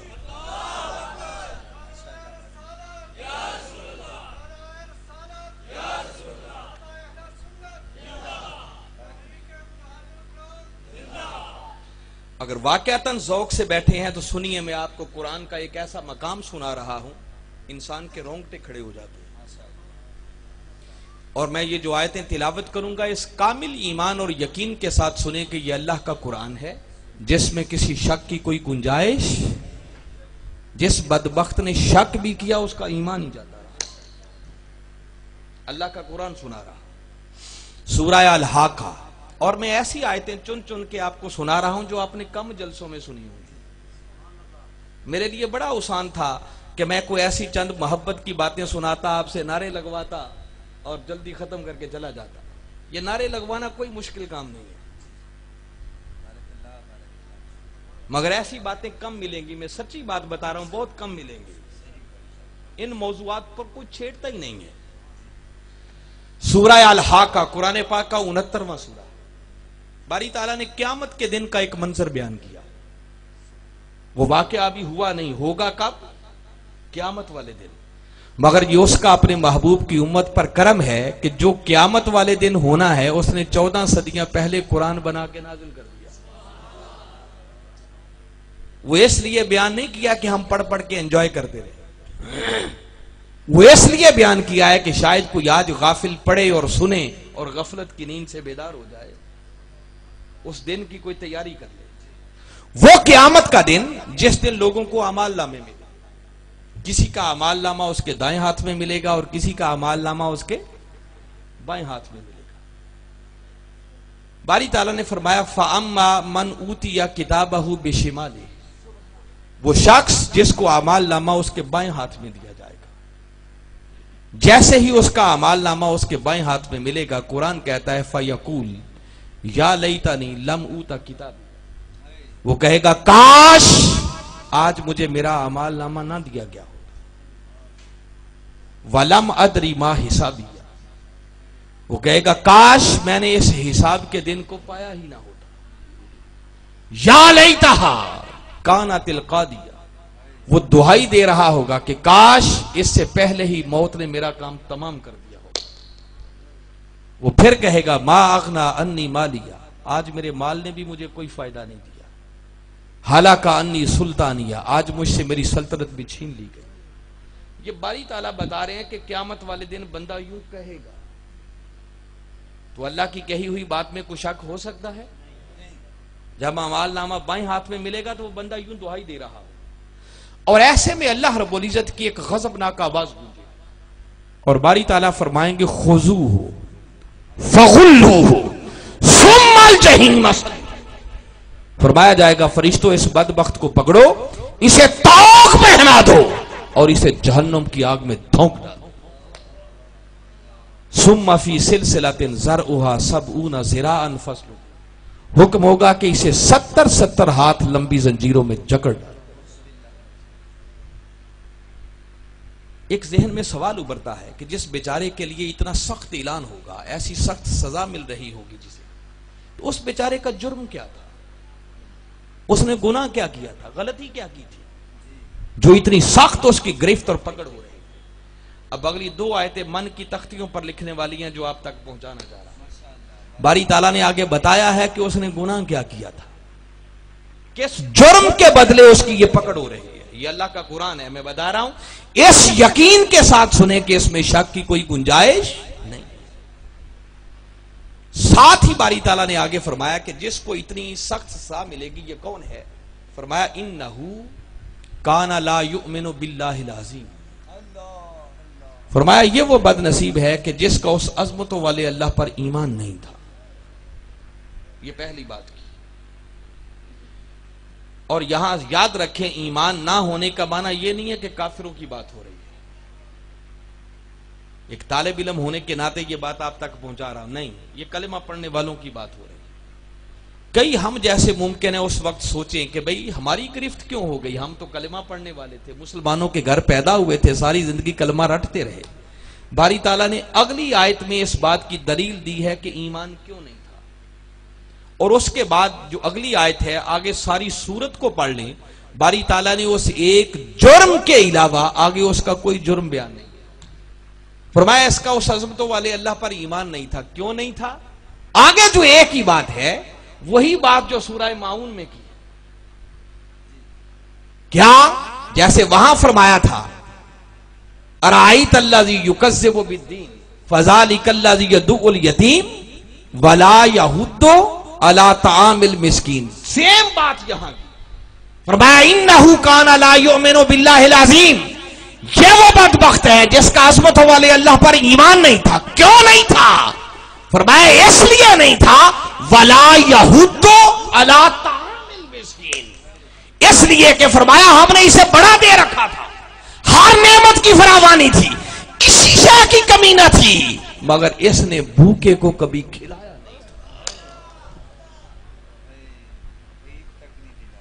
मैं कुरान सुना रहा हूं आपको, फरमाया तरगीब भी नहीं थी। बस ये एक जुर्म है जिसकी बिना पर उसकी गिरफ्त हो गई। हुक्म होगा फरिश्तों इसे पकड़ो, तौक पहना दो, इसे जहन्नुम की आग में धोंक डालो। क्यों? फरमाया ये भूखे को खिलाता नहीं था। किसी भूखे को खिलाना, किसी यतीम के सर पर दस्ते शफकत रखना, लोगों ये वो अजीम अमल है कि हमें इसकी अजमत का अंदाजा ही नहीं। सहाबा किराम बैठे हैं, मेरे आका जलवा अफरोज है। अचानक सवाल किया, आका जरा इरशाद फरमाए बेहतरीन इस्लाम क्या है? बेहतरीन इस्लाम क्या है? कुर्बान जाऊं जो मेरे आका ने जवाब दिया। फरमाया तुतिमुत्तामा व तक़रउस्सलामा अला मन अरफ्ता व मन लम तारिफ। फरमाया बेहतरीन इस्लाम यह है कि दूसरों को खाना खिलाया जाए और जो मिले उसे सलाम किया जाए, खा तुम उसे जानते हो या नहीं जानते। खाना کھلانے کے عمل کو میرے آقا نے پہلے نمبر پر بہترین اسلام کرا۔ میں آپ کو دین سمجھا رہا ہوں، دین کیا ہے۔ کسی حاجت مند کی حاجت پوری کرنا، کسی غریب کو کھلانا، یہ کوئی معمولی کام نہیں۔ آپ نے میرے آقا کی بڑی بڑی شانیں سنی ہوں، آج آپ کو ایک شان اور سناتا ہوں۔ کبھی سورہ الضحیٰ کو پڑھے، باری تعالیٰ نے اس سورہ الضحیٰ کے اندر جہاں اور شانیں بیان کی، ولی اور دوست بنا دیتا۔ کبھی آپ نے سوچا کہ اللہ اپنا ولی کسے بناتا؟ آپ کو ایک بڑی پتے کی بات بتا رہا ہوں، یاد رکھیں، وہ مولا خالی نمازیں پڑھنے والوں کو اپنا ولی نہیں بناتا، خالی حج عمرہ کرنے والوں کو اپنا ولی نہیں بناتا۔ اگر ہر نمازی کو وہ ولی بنا لے تو نمازی تو پتہ نہیں کروڑوں ہوں گے۔ ہم بھی تو نماز پڑھتے ہیں نا، تو کیا ہر نماز پڑھنے والا کو ولی بن جاتا؟ ہر سال پتہ نہیں 40-50 لاکھ لوگ حج کرتے ہیں، تو کیا ہر حج کرنے والا ہی اس کا ولی ہے؟ کتنی دنیا عمرے پہ جاتی ہے، تو وہ خالی نمازیں پڑھنے والوں کو، حج عمرے کرنے والوں کو اپنا ولی نہیں بناتا، تو بھئی پھر وہ اپنا ولی کسے بناتا ہے؟ میں آپ کو سادہ سے بتاتا نہیں، آپ کو دعوت مشاہدہ دے رہا، کسی اللہ والے کی بارگاہ میں چلے جائیں، شرط ایک ہے کہ وہ ہو اللہ کا سچا ولی، آج کے دور کا جعلی پیر نہ ہو، اس نے کاروبار اور بزنس اور دھندا نہ بنا رکھا ہو اللہ کا سچا ولی، کسی بڑے کی بارگاہ میں چلے جائیں۔ آپ حضور غوث العظم شیخ عبد القادر جیلانی رضی اللہ تعالیٰ عنہ کی نگری میں جائیں، خواجہ اجمیر معین الدین چشتی اجمیری کی بارگاہ میں جائیں، خواجہ نظام الدین اولیاء کے قدموں میں جائیں، حضور بابا فرید گنج شکر کی نگری میں چلے جائیں، حضور داتا گنج بخش علی حجویری کی بارگاہ میں چلے جائیں، ارے جس بڑے آستانے پر بھی جائیں، صدیاں بیت گئی وہ لوگ پردہ کر گئے، مگر ایک خوبی آج بھی ہر آستانے پر ملے گی کہ صدیاں بیت جانے کے باوجود آج بھی 24 گھنٹے لنگر جاری رہے۔ میں صحیح کہہ رہا ہوں یا غلط کہہ رہا ہوں؟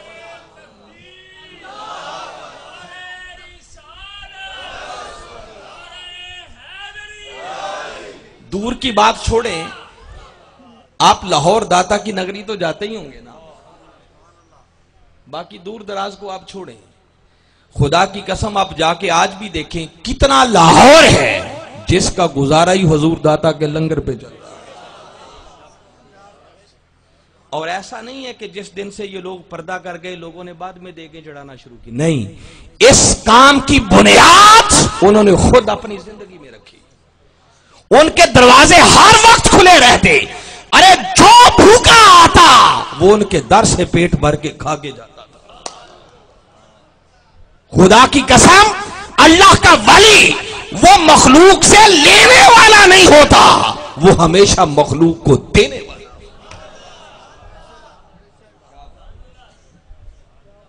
آج دین کی ساری قدریں بدلتی چلی جا رہی ہے، ولی لینے والا نہیں ہوتا۔ اس بیچارے نے پیر کیا بننا جس کی نظر ہی مریدوں کے چندوں پر رہے، نذرانوں پہ رہے، مرید کیا لے کے آیا ہے؟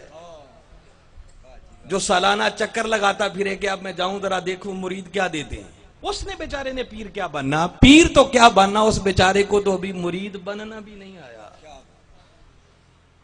پیری تو بڑی اونچی چیز ہے، مرید پیر لینے والا نہیں، میں بتا رہا ہوں وہ مخلوق کو دینے والا ہوتا ہے۔ اس وقت تک کوئی اللہ کا ولی نہیں بن سکتا جب تک وہ پہلے اللہ کی مخلوق سے پیار نہیں کرتا، مخلوق سے نفرت کرے اور وہ اس کا ولی بن جائے، یہ ہو نہیں سکتا۔ ہمارے ہاں تو بد نصیبی ہے نا، ولی کیا ہے؟ لمبا سا ایک جبہ پہنا جائے، سر پہ اونچا سا امامہ اور چہرے پر بل، اس کو ولایت نہیں کہتے۔ ولایت جبوں کبوں کا نام نہیں ہے، ولایت خود کو اخلاق مصطفیٰ میں فنا کر دینے کا نام ہے۔ جس اخلاق کو باری تعالیٰ خلق عظیم فرما رہے ہیں، دیکھیں نا خواجہ اجمیر کی نگری میں جائیں نا، کیا محبت تھی مخلوق کے ساتھ.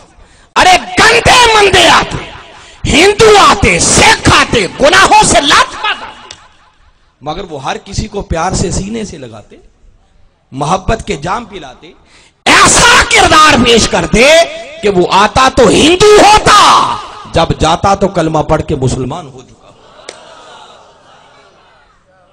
یہ وہ کردار تھا جس نے 90 لاکھ کو کلمہ پڑھا دیا تھا. آج یہ کردار ہماری زندگیوں سے نکلتا چلا جا رہا ہے. اس کردار کو اپنی زندگیوں میں لانے کی ضرورت ہے. میں آپ کو قرآن کی ایک ایسی آیت سنا رہا ہوں، بس مختصر کر رہا ہوں، اب میں زیادہ اور امتحان آپ کا نہیں لیتا.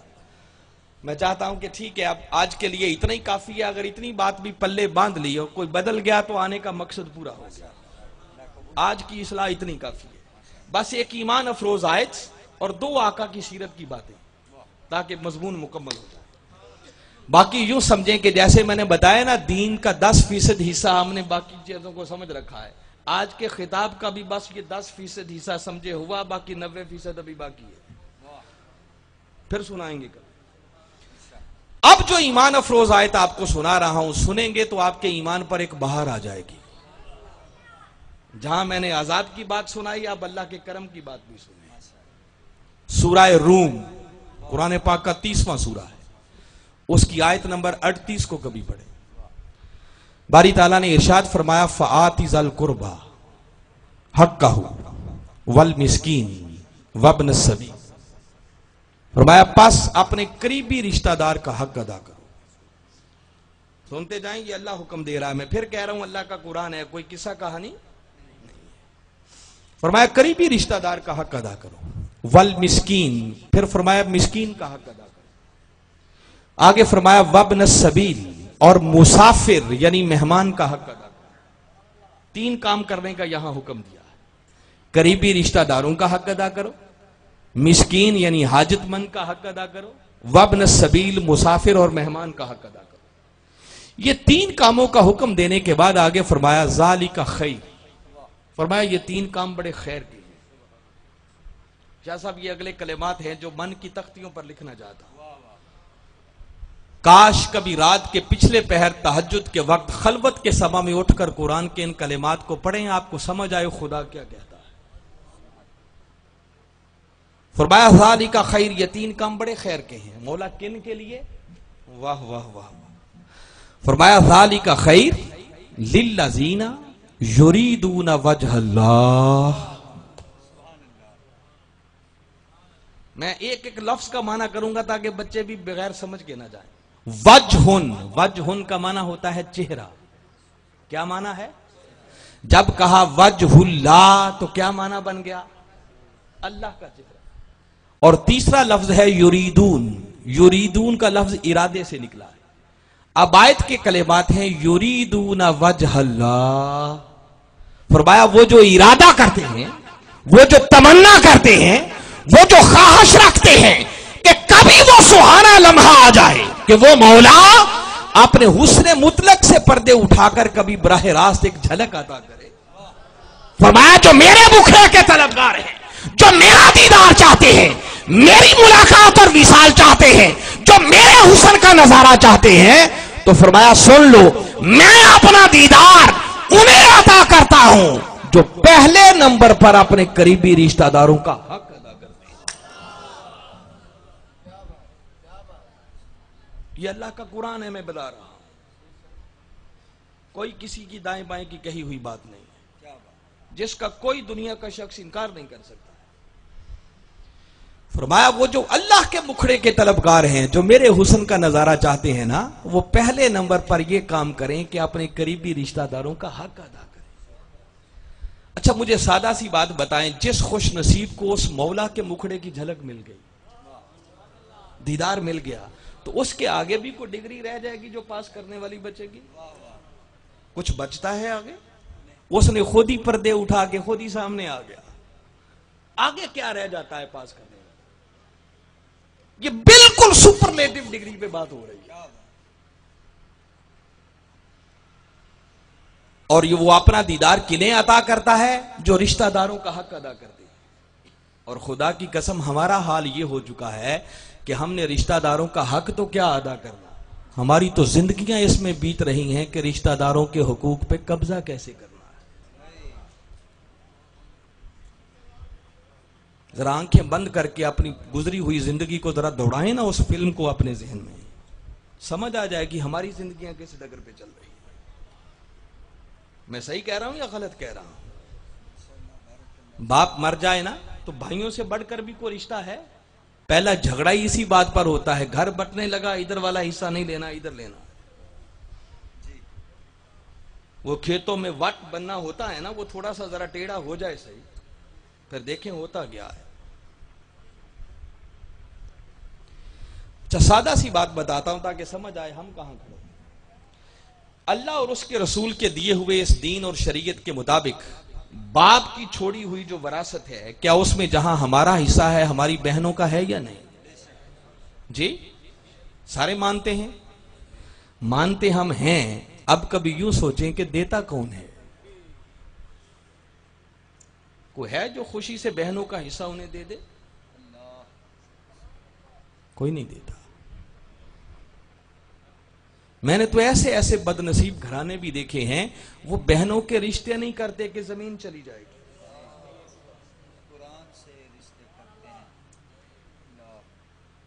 دینا تو دور کی بات ہے، کوئی بہن غریب ہو، حاجت مند ہو، وہ بیچاری خود آ کے مانگ لے.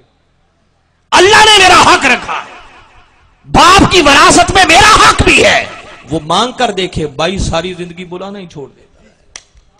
یہ ہمارا دین ہے. کس منہ سے ہم دیندار ہونے کی باتیں کرتے ہیں؟ کیا ہماری نمازیں، کیا ہمارے روزے، کیا ہمارے حج ہوتے ہیں؟ دوستوں میں سادہ سی بات بتا رہا ہوں، اگر دین پر عمل کرنا ہے، کامیابی چاہتے ہو تو اللہ کی مخلوق سے پیار کرنا سیکھو.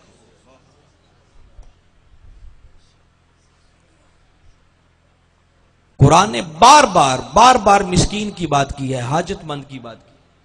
میرے آقا مسجد میں امامت کے مصلی پر کھڑے، صحابہ نے صفیں بنائی، اقامت ہو چکی، بس کسر صرف اتنی رہ گئی تھی کہ میرے آقا نے ابھی اللہ اکبر کہہ کے نیت نہیں باندھی تھی، باقی سب کچھ ہو گیا تھا کہ مسجد کے باہر سے آواز آئی ہے، محمد صلی اللہ علیہ وسلم میں ایک حاجت مند ہوں، میری حاجت پوری کرو.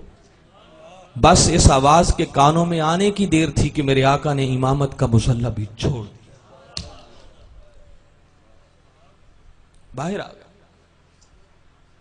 پہلے اس حاجت مند کو سنا، اس کی حاجت پوری کی، اور پھر مسجد میں جا کر مصلی پہ کھڑے ہو کر اللہ کی نماز پڑھائی. کون نہیں جانتا جب عید کا دن تھا آقا عید کی نماز کے لیے جا رہے تھے، دیکھا ایک معصوم بچہ جس کی آنکھوں میں آنسو ہیں، بس آنسو دیکھنا تھا، آقا کے اٹھتے ہوئے قدم رک گئے. پوچھا بیٹے آج عید کا دن، خوشی کا دن ہے، تیری آنکھوں میں آنسو کیسے؟ عرض کرنے لگا آقا کاش آج میرے والدین بھی زندہ ہوتے، کوئی مجھے بھی عیدگاہ کی طرف لے کے جانے والا ہوتا. میرے آقا عیدگاہ کی طرف جانے کی بجائے پلٹ کے گھر آ گئے، اس یتیم کو ساتھ لیا، اس کے گھر لا کر اس کے نہلانے کا انتظام کیا، اچھے کپڑوں کا انتظام کیا، اس کی تیاری کروائی. اور بعض جگہوں پر ہے کہ آپ کے شہزادے حسنین کریمین، آپ نے ایک شہزادے کو دائیں انگلی پڑھائی، دوسرے کو بائیں پکڑائی، اور اس یتیم بچے کو میرے آقا نے اپنے کندھوں پر سوار کیا.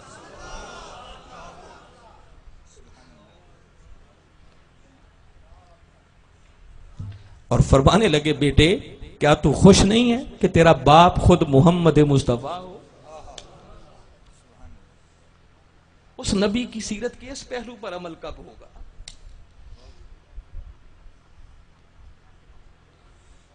بدلنے کا وقت کب آئے گا؟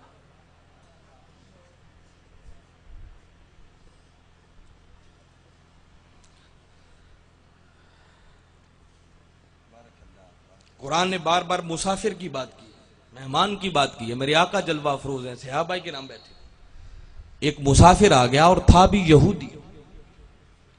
صحابہ کرام سے میرے آقا نے فرمایا بھی اپنے گھروں میں جاؤ، کو کھانے کی چیز ہے تو لاؤ تاکہ مہمان کی خدمت کرے. کچھ وقت بھی ایسا ہوگا اور پھر وہ آقا کی صحبت میں بیٹھنے والے ہماری طرح نہیں تھے جو زندگی کا بچا کے رکھ لیتے تھے. آقا کی صحبت کا اثر، توکل کا یہ عالم کے دوسرے وقت کا بھی بچا کے نہیں رکھتے تھے. گئے خالی ہاتھ آ گیا، آقا فوری طور پہ کوئی چیز نہیں ملی. میرے آقا نے سیدنا سلمان فارسی رضی اللہ تعالیٰ عنہ کی قیادت میں چند صحابہ کا ایک وفد بنایا اور فرمایا جاؤ میری لخت جگر سیدہ کائنات کے دروازے پہ جاؤ اور انہیں میرا پیغام دو کہ ایک مہمان آیا ہے، مسافر ہے، کچھ کھانے کا ہے تو دو. وہ مولا کائنات کا گھر جہاں کئی دن چولہا ہی نہیں جلتا تھا، آقا نے ادھر روانہ کر دیا. گئے، دستک دی، آقا کا پیغام دیا. سیدہ کائنات سن کر فرمانے لگیں کہ فوری طور پر تو کوئی ایسی چیز نہیں ہے جو بھجوا سکوں، ہاں یہ میرے سر کی ایک چادر پڑی ہے، یہ چادر لے جاؤ بازار میں رہن رکھ دو، اس کے بدلے جو کچھ ملے کھانے پینے کا سامان لے جاؤ تاکہ میرے بابا کی بارگاہ میں آنے والا مسافر خالی ہاتھ نہ جانے. یہ لوگ تھے جنہوں نے دین پر عمل کیا تھا. ہم تو نام کے دیندار رہ گئے ہیں، سچ بات ہے، دین کوسوں ہم سے دور ہے.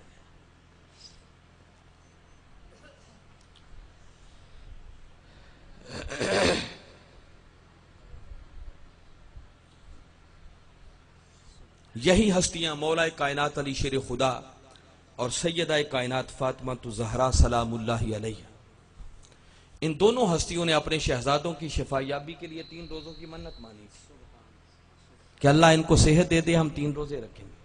روزے رکھنے کا وقت آیا، پہلا روزہ رکھا، سارا دن بھوکے پیاسے رہے. شام ہوئی، قریب تھا کہ روزہ افطار کر دے.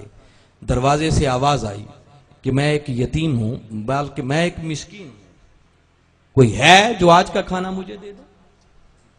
دونوں ہستیوں نے ایک دوسرے کی طرف دیکھا اور نگاہوں ہی میں فیصلہ ہو گیا کہ آج کا کھانا مسکین کو دے دیتے ہیں، خود خالی پانی سے افطار کر لیتے ہیں. کھانا اٹھایا، مسکین کو دے دیا. پھر دوسرے دن روزہ رکھا، سارا دن بھوکے پیاسے رہے، روزے کے عالم میں دن گزارا. شام ہوئی، دسترخوان پر بیٹھے، اور ان کے دسترخوان کوئی ہماری طرح تو نہیں سجتے ہوں گے جہاں 10 ڈشیں پڑی ہوں گی. مولا کائنات کا دسترخوان ہے، سوچو نا کیا ہوگا. جو کی خشک روٹی ہوگی، چند کھجوریں ہوں گی، سادہ پانی ہوگا. قریب تھا کہ روزہ افطار کرتے. پھر آواز آئی میں ایک یتیم ہوں، کئی دنوں سے بھوکا ہوں، کوئی ہے جو آج مجھ بھوکے کو کھلائے. دونوں ہستیوں نے دوسرے دن کا کھانا اٹھایا، اس یتیم کو کھلا دیا. پھر پانی سے افطار کر لیا. پھر تیسرے دن روزہ رکھا. پھر شام ہوئی، پھر دروازے سے آواز آئی میں ایک اسیر ہوں، قیدی ہوں، کوئی ہے جو آج کا کھانا مجھے دے. دونوں ہستیوں نے تیسرے دن کا کھانا اٹھایا، اس قیدی کو دے دیا. جب تینوں دن کبھی مسکین کو، کبھی یتیم کو، کبھی اسیر کو دیتے رہے اور خود خالی پانی سے افطار کرتے رہے، تو مولا کو ان کی یہ ادا اتنی پسند آئی کہ باری تعالیٰ نے ان کے اس عمل کو آسمانوں سے قرآن بنا کے نازل فرما دیا. سورہ دہر کی آیتیں آ گئیں، وَيُطْعِمُونَ الطَّعَامَ عَلَىٰ حُبِّهِ مِسْكِينًا وَيَتِيمًا وَأَسِيرًا. فرمایا ہمارے کچھ بندے ایسے بھی ہیں جو میری رضا کی خاطر اپنا کھانا کبھی مسکین کو، کبھی یتیم کو، کبھی اسیر کو دے دیتے ہیں، اور جاتے ہوئے انہیں یہ بھی کہتے ہیں اِنَّمَا نُطْعِمُكُمْ لِوَجْهِ اللَّهِ لَا نُرِيدُ مِنْكُمْ جَزَاءً وَلَا شُكُورًا.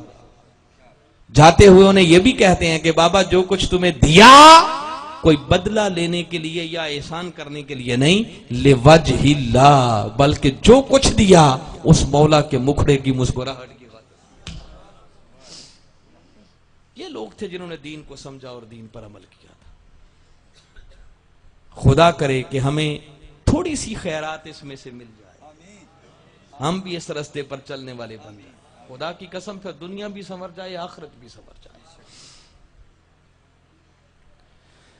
آج میں اسی پر اکتفا کرتا ہوں، آگے پھر ایک الگ مضمون ہے، انشاءاللہ وقت ملا تو اس پر کبھی ان ڈیٹیل بات کریں گے. یہ چند باتیں بس میں نے جو مناسب سمجھا شاہ صاحب کی میں نے ایسے سما خراشی کی، اللہ مجھے معاف فرمائے. اور چند ٹوٹی پھوٹی باتیں جو میں نے کی ہیں، میں امید کرتا ہوں کہ انشاءاللہ ہم سب کے سنورنے کا یہ سبب بن جائے. اگر ان باتوں کو اپنا لیں تو خدا کی قسم دنیا بھی سنورتی ہے، آخرت بھی سنورتی ہے. میں بارے دیگر منتظمین کو آج کی اس شاندار نشست کے انعقاد پر اور آپ کے ذوق و شوق پر آپ کو مبارکباد دیتا ہوں. کہ اس حبس اور گرمی کے اندر آپ کثیر تعداد میں آرام چھوڑ کر آئے. اللہ آپ کا ایک ایک لمحہ اپنی بارگاہ میں قبول فرمائے. جو کچھ میں نے کہا اسے سن کر عمل کرنے کی توفیق دے، اور آقا کی سچی اور سچی غلامی کا پٹا اپنے گلے میں ڈال کر ان کی سیرت طیبہ کو اپنا اوڑھنا بچھونا بنانے کی توفیق عطا فرمائے. وما علینا الا البلاغ.